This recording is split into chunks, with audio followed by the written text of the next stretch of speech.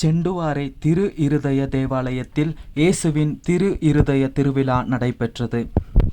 புனித குழந்தை தெரேசம்மாள் தேவாலயம் எல்லப்பட்டியின் கிளை பங்கு தேவாலயமான இயேசுவின் திரு இருதய தேவாலயமான செண்டுவாரையில் திருவிழா மிக சிறப்பாக நடைபெற்றது.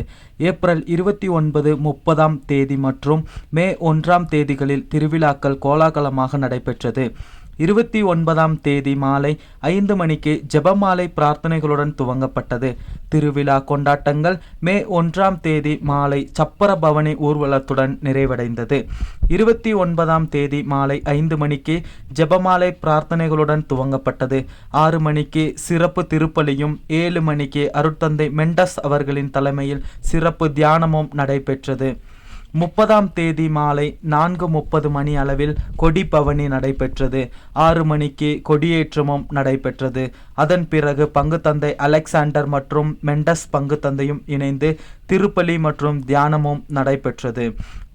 1ஆம் தேதி காலை 9:30 மணிக்கு ஜெபமாலை பிரார்த்தனைகளுடன் துவங்கப்பட்டு 10 மணிக்கு ஆடம்பர திருப்பலியும் நடைபெற்றது. அதன் பின்னர் சப்பர பவனி ஊர்வலமாக செண்டுவாரை பகுதிக்குள் கொண்டுவரப்பட்டது. இறுதியாக அன்னதானமும் வழங்கப்பட்டு திருவிழா இனிதாக நிறைவடைந்தது.